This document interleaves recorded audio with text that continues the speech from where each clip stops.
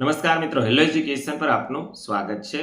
આચાર સંહિતાના કારણે વિદ્યા સહાયક ભરતી ઠપ થઈ ગઈ છે। એવું નથી કે વિદ્યા સહાયક ભરતી ઠપ થઈ છે, પરંતુ જે 24,700ની તમામ ધોરણની 1 થી લઈ અને 12 ધોરણ સુધીની જે શિક્ષકોની ભરતીની જાહેરાત સરકારે કરી હતી અને આમ તો ડિસેમ્બર 2024 સુધીમાં પૂર્ણ થશે એવું પણ કહ્યું હતું, પરંતુ આચાર સંહિતા અત્યારે લાગી ગઈ છે અને એના લીધે તમામ જે ભરતી પ્રક્રિયા છે સંપૂર્ણપણે ઠપ કરી દેવામાં આવી છે। કોઈ પણ પ્રકારની એક પણ અપડેટ આવતી નથી અને ગઈકાલે એવું પણ જાણવા મળ્યું છે કે આચાર સંહિતા બાદ વિદ્યા સહાયકોનું જે પ્રોવિઝનલ મેરિટ લિસ્ટ છે એ ડિક્લેર કરવામાં આવશે। સારી બાબત છે કે આચાર સંહિતા બાદ પણ ઝડપથી જો આ પ્રક્રિયા પૂર્ણ થાય તો વિદ્યા સહાયક મિત્રો જે ઘણા દિવસથી રાહ જોઈ રહ્યા છે, આમ તો ઘણા મહિના થઈ ગયા જાહેરાત આવ્યા, તો એ પીએમએલ જલ્દી બહાર પાડે, ત્યાર પછી ફાઇનલ મેરિટ લિસ્ટ આવે, રાઉન્ડ બહાર પાડવાના છે। આ બધી પ્રોસેસમાં પણ ઘણી વાર થાય છે। આપણને એવું લાગતું હોય કે પ્રોવિઝનલ મેરિટ લિસ્ટ બહાર પડ્યા પછી ફાઇનલ મેરિટ લિસ્ટ અઠવાડિયાની અંદર આપી દે અને રાઉન્ડ પણ સ્ટાર્ટ કરી દે,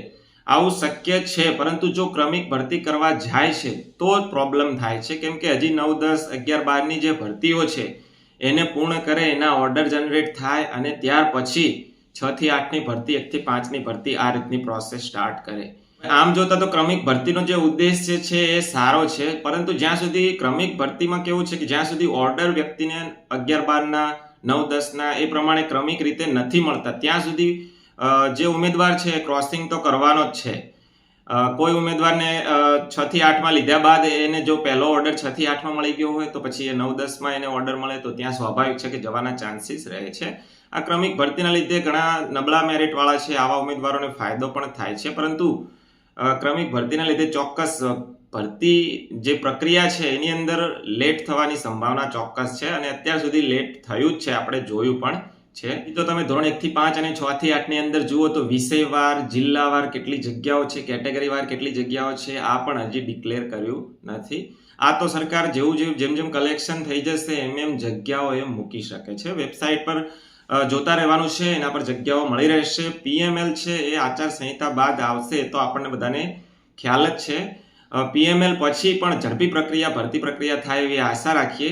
આમ તો શિક્ષણ મંત્રી શ્રીએ કહ્યું છે કે તમામ જે ભરતી છે 24,700ની તમામને એક જ મહિનાની અંદર ઓર્ડર ઇસ્યુ કરી દેવામાં આવશે। સારી બાબત છે, પરંતુ ક્રમિક ભરતીના લીધે ઘણા ઉમેદવારોને ફાયદો પણ થાય છે। જો ક્રમિક ભરતી મુજબ ઓર્ડર ઇસ્યુ કરે તો સારી બાબત છે, નબળા મેરિટવાળા ઉમેદવારોને ફાયદો થશે। પરંતુ હાલ તો જે 1 થી 5 અને 6 થી 8 છે એમને માત્ર જે જાતિવાર જગ્યાઓ છે, વિભાગવાર જગ્યાઓ છે, વિષયવાર કેટલી જગ્યાઓ છે, આ તમામ જગ્યાઓ છે એ ડિક્લેર કરી શકાય છે અને આચાર સંહિતા બાદ પીએમએલ આવવાની શક્યતા છે, આવું કહ્યું છે। તો ઝડપથી પીએમએલ છે એ બહાર પાડે જેથી ઉમેદવારોને એવી આશા રહે કે મારો વારો આવશે કે કેમ, એનું જનરલ મેરિટ ક્રમ કેટલો છે, પોતાનો કેટેગરીવાર મેરિટ ક્રમ કેટલો છે, આ જાણી શકાય અને જેથી મનમાં કોઈ શંકા હોય કે એમને કોઈ પણ પ્રકારના ટેન્શન હોય તો એ થોડા ટેન્શન ફ્રી થઈ શકે।